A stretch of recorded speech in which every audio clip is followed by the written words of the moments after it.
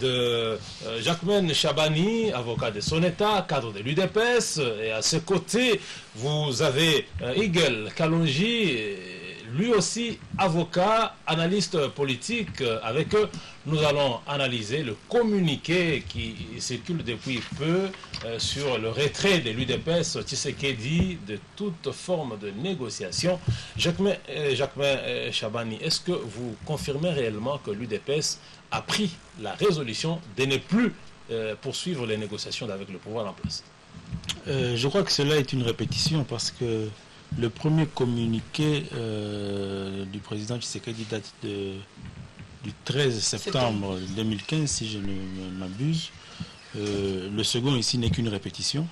Peut-être parce que dans l'esprit de certaines personnes, il y avait une petite confusion.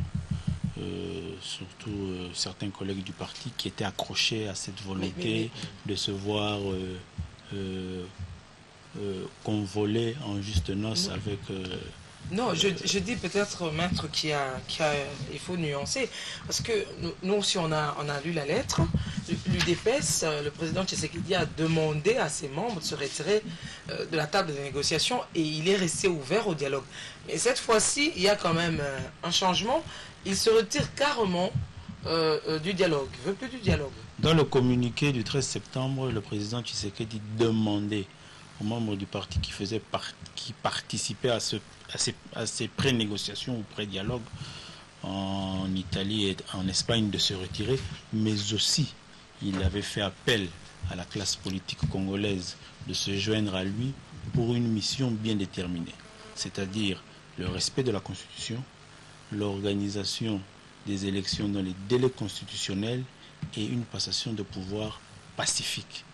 Je ne crois pas qu'il est important de lire entre les lignes pour comprendre qu'à cette déclaration-là, c'était une volonté non seulement de retrait, mais de mettre fin à cette initiative. Et elle était même justifiée. Le président disait dans son communiqué qu'il avait constaté que de l'autre côté, on ne réfléchissait pas de la même manière, l'objectif n'était pas le même et il y avait un agenda caché. Mais ces jeux de ping-pong dans le chef de Tshisekedi, est-ce que ça l'honore vraiment? Ping-pong à quel niveau? Tantôt il dit oui, il y va, peu après il dit non, je n'y vais plus. Ce n'est pas du ping-pong, ce n'est pas de l'inconstance. Il y a une volonté de vouloir régler une question politique qui intéresse toute la nation par une procédure. On constate que cette procédure-là ne peut pas nous amener aux objectifs attendus. On y met fin. C'est de la politique. Mais c'est quand même, vous revenez en retard, parce que il y a une frange de l'opposition qui était très éveillée à refuser au départ. Mais même pour les négociations, vous vous souviendrez qu'il y a eu des points de convergence et de divergence. Donc, il y a lieu de rejoindre mon ami, dès qu'il y a quand même un jeu de ping-pong. Non. Qu'est-ce qui a choqué l'UDPS en réalité? D'abord, il n'est jamais trop tard pour bien faire. De deux, je crois que moi, personnellement, membre de l'UDPS, je n'ai jamais soutenu cette volonté ou cette initiative de se mettre autour d'une table avec les gérants actuels de la République démocratique du Congo pour régler ces questions-là. Je me justifiais, je le partageais au sein du parti, pour la simple raison que je ne croyais pas à la bonne volonté de M. Kabila et de ses collègues du PPRD ou de la majorité. Je crois que c'est important, et c'est ce qui est de bénéfique dans cette action, de retenir que de façon la plus officielle, le président Tshisekedi et l'UDPS s'est retiré de cette initiative et avec tous les autres maintenant, se bat pour l'effectivité des élections, le respect de la Constitution et la passation pacifique du pouvoir. Igel Kalonji, vous êtes analyste politique, proche de la majorité. Aujourd'hui, l'UDPS se rétracte, alors que les négociations étaient presque avancées. La majorité présidentielle n'est jure que sur le dialogue, c'est dit bien, les liens, ça c'est l'avant-famille. Nous devons nous retrouver autour d'une table et aller de l'avant. L'UDPS et le pouvoir était déjà avancé en Italie, en Allemagne, et aujourd'hui, Tshisekedi dit niet. Vous trouvez vraiment que l'avenir du processus électoral est prometteur? Bien, d'abord, il faut toujours, avant tout, situer les choses dans le cadre spatio-temporel. C'est-à-dire que dès le départ, lorsque le président de la République a manifesté la volonté de pouvoir approcher les Congolais pour dialoguer, cette sorte, en fait, je vais dire ambivalence que nous avons remarqué dans le chef de plusieurs acteurs, en fait, procède de quoi? Du fait que on a senti qu'il y avait une sorte de tâtonnement pour essayer de mesurer un peu peut-être ce qu'en penseraient les Congolais, ou peut-être pour voir ce que cela pourrait produire. Évidemment, nous n'étant pas dans les secrets des dieux, nous n'avons peut-être pas la plénitude de l'information au sujet de ce qui a fauté ou ce qui n'a pas été réellement.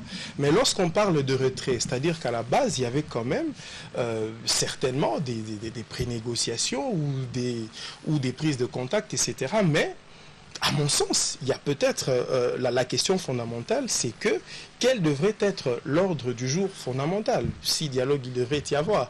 Et d'un côté, si vous avez des gens qui sont épris uniquement par la volonté de conquérir le pouvoir, uniquement cela, et que d'une autre part, vous avez simplement de ceux qui veulent absolument mordicus conserver le pouvoir, alors vous voyez là que vous êtes buté à deux volontés qui sont totalement aux antipodes. Et sur cette base-là, il est extrêmement difficile de négocier ou de dialoguer parce qu'en fait, les intérêts sont même pas divergents ou dissonants, mais ils sont totalement opposés. Donc si on me dit que d'une part, il y a la volonté uniquement de conquête de pouvoir et que de l'autre, il y avait une volonté, comme on le dit, de glissement ou de s'éterniser au pouvoir, je comprendrais très bien pourquoi est-ce qu'en fait, fondamentalement, il n'y a aucune entente. Mais qu'à cela ne tienne, il y a un paramètre quand même que nous omettons ou que nous occultons, c'est en fait le bien-être de notre population. Je veux dire, il ne faudrait quand même pas oublier que le pays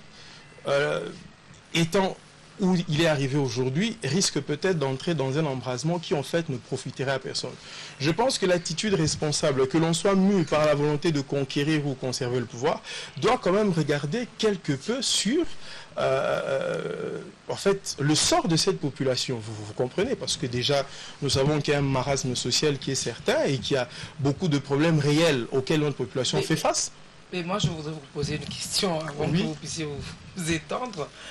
Que cache la majorité derrière ce dialogue? Parce qu'il tient alors que tout est clair, la Constitution, vraiment tout est clair.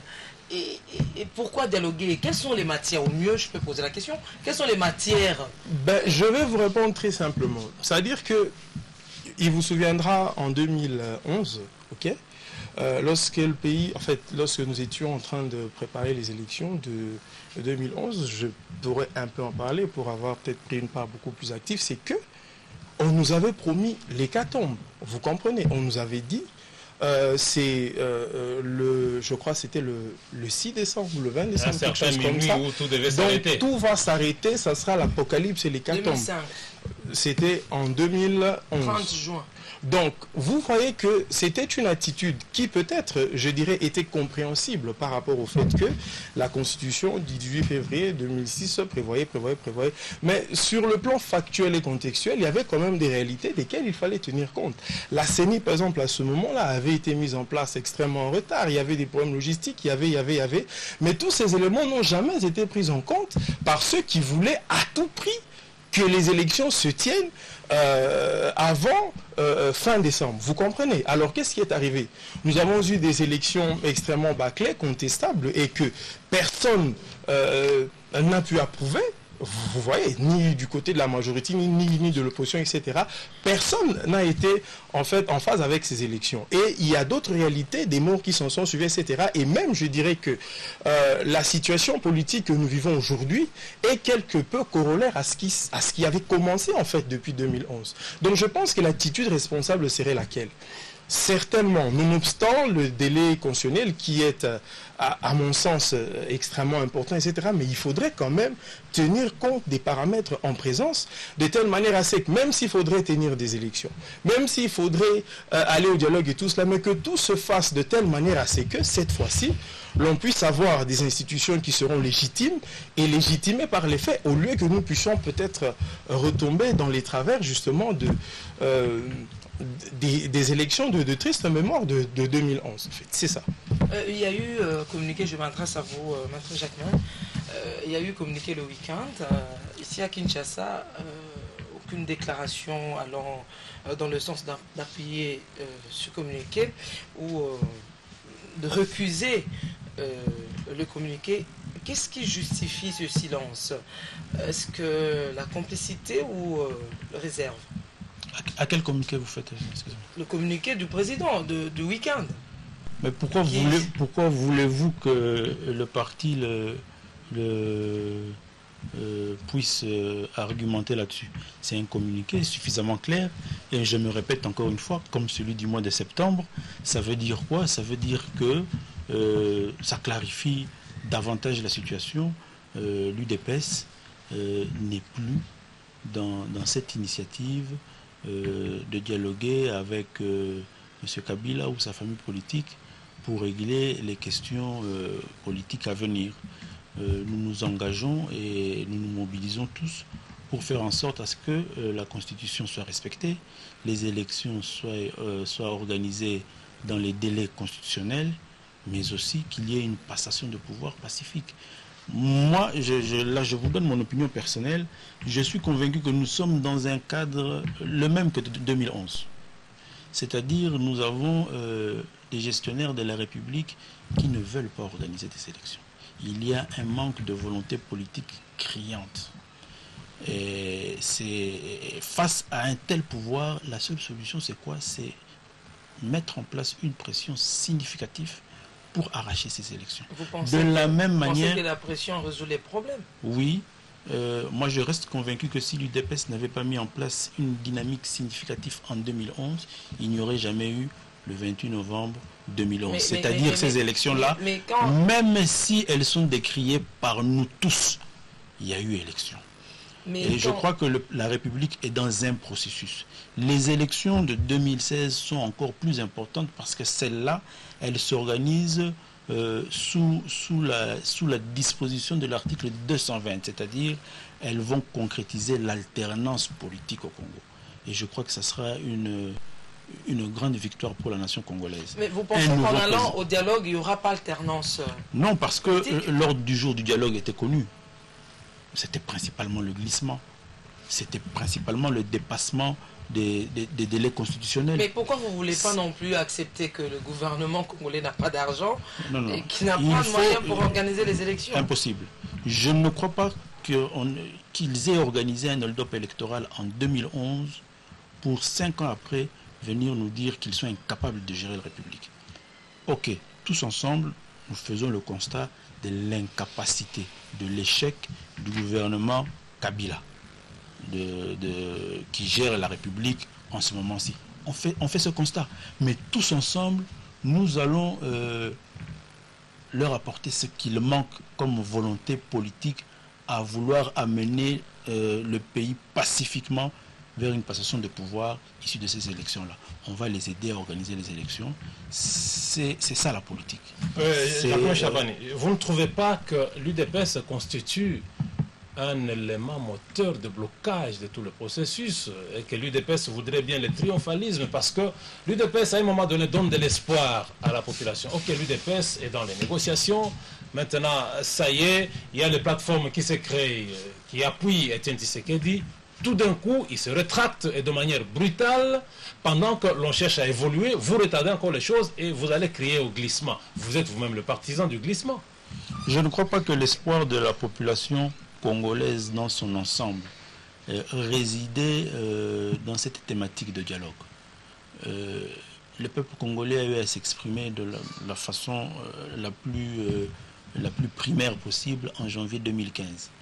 Le pays s'est arrêté pendant près d'une semaine, personne n'est allé au travail, il y a eu des manifestations et malheureusement le sang a coulé. L'expression populaire était... Le sang a coulé parce que vous l'avez voulu? Non, nous n'avons pas des armes. Je crois que les gens... Il y a plusieurs armes, l'arme c'est pas seulement les Kalachnikov. Nous n'avons pas des armes. Plusieurs armes. Nous n'avons pas des armes. Il existe des rapports des ONG de droits de l'homme sur le nombre de morts et la façon dont ils sont morts. Je voulais dire ici, je ne veux pas revenir sur ces violations des droits de l'homme, mais le plus important de ce qui s'est passé en janvier 2015, c'est l'expression de la volonté du peuple. L'expression C'est de le la respect volonté de la du peuple. C'est Très bien. le respect de la Je vois votre voisin en train de vouloir dire un mot. Est-ce que vous pensez que sans Tshisekedi, le pays n'avance pas? Non, non, ce n'est pas ce que je dis ou ce que je pourrais dire. Étienne Tshisekedi est une personnalité dont la notoriété et le gabarit politique sont incontestables, n'est-ce pas? C'est même la raison pour laquelle il était très important, à notre sens, de pouvoir dialoguer avec l'UDPS, parce que nous estimons quand même que, d'abord, par rapport à la proximité idéologique, ce qui est quand même un point assez important, parce que la majorité présidentielle prônant la social-démocratie, même si à quelques différences près, l'UDPS également est un parti de gauche, etc. Donc il y avait peut-être moyen, en considérant fondamentalement les intérêts de la population, la volonté de dialoguer. Parce que, comme vous le savez, dialoguer ne signifie pas. Parce que le problème, c'est que il y a toujours, a priori, ce qu'on prête des intentions. Il y a le soupçon qui plane, il y a un déficit criant de confiance. Parce que dès lors que l'on met, n'est-ce pas, sur la table les intérêts vitaux de la population, on a toujours tendance à croire que c'est en fait que l'on détient toujours le monopole de parler au nom du peuple, alors que je pense que c'est la volonté de tout le monde. Puisque nous faisons allusion aux événements de janvier, j'étais ici à Kinshasa en janvier et j'ai pu palper du doigt cette réalité, tout en précisant qu'il y a beaucoup d'enfants qui n'ont pas pu aller à l'école, il y a beaucoup de familles qui n'ont pas pu manger pendant plusieurs jours, et il y a même des gens qui sont morts par déficit de soins médicaux, etc., et d'autres qui étaient coincés dans les hôpitaux et tout ce que vous voulez. Alors si c'est de cette République démocratique du Congo que nous voulons pour demain, alors je me demande quel est fondamentalement, je veux dire, tout ce discours que l'on nous fait autour des intérêts vitaux de la population. Parce qu'en fait, qui en pâtissent réellement? J'imagine que c'est d'abord ces gens qui sont à Massina, à Ngaba et partout là-bas. Peut-être que certains avaient de quoi manger, certains avaient de quoi se déplacer, etc. Donc le dialogue est nécessaire. Non, c'est-à-dire que moi, je ne présente pas le dialogue comme étant, en fait, je veux dire, la condition sine qua non pour pouvoir, en fait, parvenir, en fait, à la décrispation de cette situation. Mais le dialogue, néanmoins, constitue une voie, une possibilité pour chaque partie de se parler en toute franchise. Parce que si vous, par exemple, vous me soupçonnez de vouloir glisser, il est forcément possible que nous puissions mettre en place de manière consensuelle des possibilités pour pouvoir en ressortir. Pourquoi pas? Ce sont des choses qui ne sont pas impossibles, parce que quand vous regardez au plus fort de la guerre froide et même de la guerre mondiale, je ne suis pas un polémologue, mais je sais quand même qu'il y a plusieurs guerres qui étaient extrêmement âcres et atroces, mais quand même les gens se parlaient. Maître Higuel, le temps nous imparti touche à sa fin. Je voulais peut-être vous poser une question. Si jamais il y a dialogue, sans la participation de l'UDPS, quelle sera sa crédibilité? La crédibilité de l'UDPS ou du dialogue? Du dialogue. Je pense qu'on sait que l'espoir de la majorité au pouvoir, c'était l'UDPS. Pour la tenue de ce dialogue. Nous savons que d'autres partis de l'opposition, Bitakwira, permettez-moi de citer leur nom, Bitakwira, Badibangi, l'autre Steve Mbika, c'était seulement pour cautionner le caractère inclusif du dialogue. L'espoir de la majorité, c'était l'UDPS. Bien, je pense que très honnêtement, la crédibilité, parce qu'il s'agit de la crédibilité que vous parlez, si vous voulez me parler de la légitimité du dialogue ou peut-être de l'inclusivité, ok, sans l'UDPS ou avec l'UDPS, je pense quand même que cela consacrerait à une très large mesure le caractère un peu plus inclusif, eu égard évidemment, n'est-ce pas, au surplus pondéral qu'il représente sur le plan politique. Mais si il faut simplement je veux dire, mesurer la crédibilité de ce dialogue par rapport à la participation des individus, je crois que l'on a tout faux. Parce qu'en fait, il ne s'agit pas des individus ni des partis politiques, mais il s'agit d'abord de notre population. Donc si, peu importe que ce soit avec 2, 4 ou 6 acteurs, mais que cela aurait une incidence majeure sur le vécu quotidien de notre population, particulièrement en regardant les aspects sécuritaires, et même consacrera finalement des élections beaucoup plus apaisées et plus crédibles et plus légitimes. Je pense que c'est à ce niveau-là qu'il faudrait regarder et pas toujours lier, n'est-ce pas, le destin de notre pays aux individus, parce que je pense que ça a toujours été en fait l'erreur que nous commettons tous les jours en République démocratique du Congo, c'est qu'on a tendance à dire que sans telle personne le Congo ne peut pas évoluer, sans telle personne le Congo ne vaut rien, etc. Et c'est ça qui nous a conduit en fait au culte de la personnalité, à la personnification du pouvoir, tant dans les partis politiques de la majorité que de l'opposition, et c'est quelque chose que j'ai toujours décrié.